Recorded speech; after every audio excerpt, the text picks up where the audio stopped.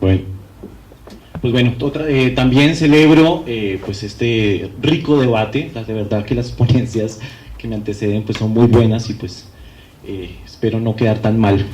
Con estas primeras es algo muy provisional, son ideas definitivamente no acabadas que realmente hice para esta ponencia, así que por favor tener en cuenta esto y bienvenidas pues las críticas que se puedan tener. El título de la ponencia la hice la biopolítica del desarrollo sustentable, y bueno, voy a leerla. Dice, voy a aprovechar estos 10 minutos, espero que sean 10, para hacer un comentario sobre la conservación de la biodiversidad en los imaginarios del discurso del desarrollo sustentable, y quisiera hacerlo trayendo a cuenta un concepto propuesto por el filósofo Michel Foucault, denominado como biopolítica. Foucault entiende la biopolítica como un mecanismo de ejercicio de poder encargado de regular la vida, de producir sujetos dóciles, de modo que la vida entera de las poblaciones esté al servicio del capital. El propósito de este concepto, para Foucault, es visualizar la forma en que la política se hace biopolítica, es decir, cuando la vida humana queda incluida en los mecanismos y cálculos del poder estatal y cuando el Estado gubernamentaliza la intimidad, administra las corporalidades y produce sujetos funcionales a las dinámicas de la acumulación y el crecimiento económico. En las ciencias sociales y en las humanidades, la noción de la biopolítica ha sido usada para estudiar la incorporación de la vida de mujeres y hombres en los mecanismos de poder. Sin embargo, falta prestar mayor atención a los procesos de inclusión de nuestra relación con los ecosistemas en los cálculos del poder estatal.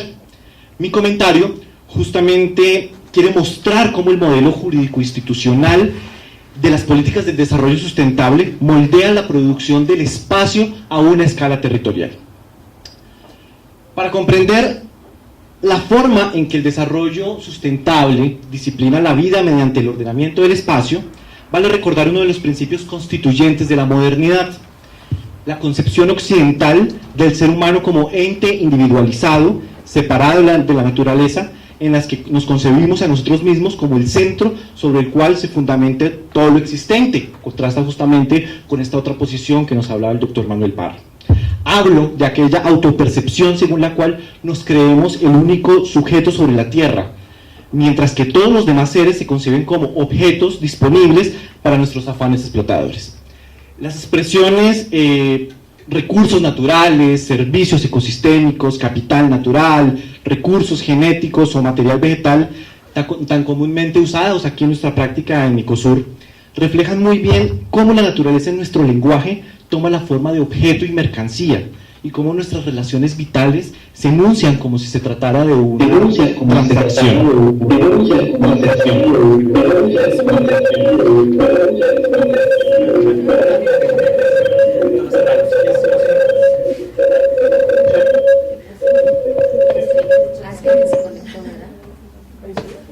¿Sigo así? Bueno, ok.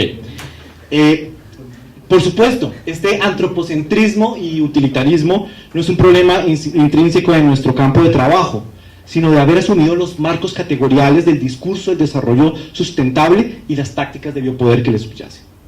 Pero esta separación entre naturaleza y sociedad no solo está latente en nuestro discurso, sino en las políticas de la conservación, por las cuales se reproduce la mirada de la separación, al considerar al ser humano como intrínsecamente perjudicial para los sistemas naturales. De esta fractura surgen estas intenciones de hacer las islas de ecosistemas estratégicos protegidos inmersos en océanos de la devastación. Es decir, seres humanos a un lado, en lo que todo les es consentido, y áreas naturales protegidas al otro lado, en los que poco o nada les es permitido. Sin duda, una visión dualista por la cual a las culturas humanas se les trata como un estorbo que invade al orden de la naturaleza, aunque paradójicamente acepta soterradamente la expansión capitalista contra natura en corredores no estratégicos. Pues bien, es aquí donde quiero introducir el concepto de la biopolítica, pues considero que el modelo jurídico institucional de las políticas del desarrollo sustentable ejemplifican con extraordinaria claridad las prácticas institucionales que Giorgio Agamben ya no denomina como biopolíticas, sino como necropolíticas o tanatopolíticas. Abro la cita de Agamben. Hay una línea, asegura el filósofo italiano, que marca el punto en que la decisión sobre la vida se hace decisión sobre la muerte, y en el que la biopolítica puede así transformarse en tanatopolítica. Hasta acá la cita de Agamben. Considero que esta línea descrita por este filósofo puede encontrarse en los marcos jurídicos que regulan el ordenamiento del territorio, de las políticas del desarrollo sustentable, cuyo contenido establece en qué lugares puede existir vida, al mismo tiempo que decide las fronteras más allá de las cuales los proyectos de muerte, como los llaman los movimientos sociales, son permitidos. El aspecto que aquí quiero subrayar con respecto a las políticas conservacionistas, como las figuras que regulan las áreas naturales protegidas, no es tanto lo incluido al interior de las zonas que deben ser cuidadas, sino aquello que es excluido a ser protegido. Sin decirlo abiertamente, pero por una disposición tácita, se decreta qué porción del territorio se sitúa por fuera del orden jurídico a ser conservado. De este modo, la vida a un lado y la muerte al otro lado se vuelven conceptos políticos que adquieren significado como resultado de una decisión estatal. Manuela Silveira y colaboradores describen con dramático cinismo cómo una funcionaria expresa esta necropolítica en el contexto ecuatoriano. Abro la cita. Durante una entrevista en 2013, aseguran estos investigadores, una funcionaria de la entidad encargada de la planificación para el desarrollo en Ecuador nos contó que el ordenamiento territorial buscaba ordenar estratégicamente el espacio nacional para no destruirlo todo. Dicho de otro modo, afirmó que las áreas de extracción minera y petrolera son zonas de sacrificio, donde la tensión entre derechos de la naturaleza y derechos humanos no se ha resuelto todavía. Cierro comillas. No quiero decir que no sea importante establecer áreas protegidas, sino prestar atención al paisaje completo, en donde al mismo tiempo que se establecen las áreas de la conservación, se decretan las zonas de sacrificio, como los llama la funcionaria ecuatoriana citada. Chiapas es un excelente ejemplo de estas zonas de sacrificio que se legitiman bajo el falso discurso verde de la sustentabilidad. Según datos extraídos de la tesis de maestría de Violeta Galicia sobre macroproyectos en el Estado, una tesis maravillosa, se la recomiendo, actualmente están en proceso 50 proyectos hidroeléctricos, 2 proyectos eólicos, 111 proyectos de perforación para extracción de petróleo de la zona norte de Chiapas, 12 pozos de gas que se suman a los 46 pozos ya existentes, y ello sin contar que en el lapso comprendido entre 2009 y 2015, ojo, fíjense esta fecha, se alcanzó un total del 20% del territorio estatal concesionado para extracción minera, especialmente en los municipios de Pipijiapan, Acapetagua y Motocintla. Por supuesto, es importante no dejar de mencionar que los paisajes de la desolación, con pequeños archipiélagos de la conservación, como podemos resumir aquella imagen proyectada en la necropolítica de las políticas del desarrollo sustentable en el Estado, no coinciden necesariamente con los paisajes reales, porque ni las áreas naturales protegidas son el oasis de la conservación, ni los desiertos de los proyectos extractivistas pueden siempre realizarse. Y esto es así porque las figuras como las áreas naturales protegidas han resultado ser ineficientes para la conservación, como le demuestran varios estudios, y han sido socialmente injustos, pues estos esquemas decretados de arriba hacia abajo han terminado por desterritorializar a sus habitantes, despojándolos de sus posibilidades de habitabilidad autónoma. Aquí en Ecosur tenemos varias tesis que muestran con detalle cómo los efectos nocivos de este tipo de políticas e incluso cómo han sido usadas como mecanismos de acumulación por despojo, pues se ha evidenciado cómo varios proyectos hidroeléctricos, mineros y de gran inversión para el ecoturismo se intentan llevar a cabo al interior de los polígonos supuestamente protegidos. Mientras tanto, del otro lado de la historia, las contradicciones del capital por expandirse geográficamente han generado el efecto antagónico de aumentar la movilización social por la defensa de la vida y el territorio, lo que en algunas ocasiones ha significado que los pueblos logren impedir la puesta en marcha de estos proyectos de muerte. Más allá de si las imágenes dualistas entre conservación y explotación que generan los marcos jurídico-institucionales de la necropolítica coinciden con los paisajes contemporáneos, creo que debemos hacer conciencia de que aquí algo huele realmente mal. El problema es pensar la conservación de la biodiversidad sin comprender las estrategias de poder del capital para expandirse con la anuencia de los aparatos estatales y de cómo el desarrollo sustentable se ha vuelto la herramienta jurídico-política por excelencia para hacerlo posible. Por eso, pienso que es necesario plantear el problema de otra forma. Y para ello voy a valerme del filósofo colombiano Augusto Ángel Maya, quien asegura que el problema ambiental surge de la incompatibilidad entre ecosistemas y cultura, pues el ecosistema tiene su propio ordenamiento, pero no coincide con el orden cultural. Eso de ninguna manera implica que el ser humano le esté impedido hacer modificaciones en su medio, ni que esté obligado a mantener una naturaleza virgen, como si se tratara de una vitrina de la que tiene que mantenerse al margen. Al contrario, somos una especie que se ha hecho a sí misma a través de la transformación de los nichos ecológicos.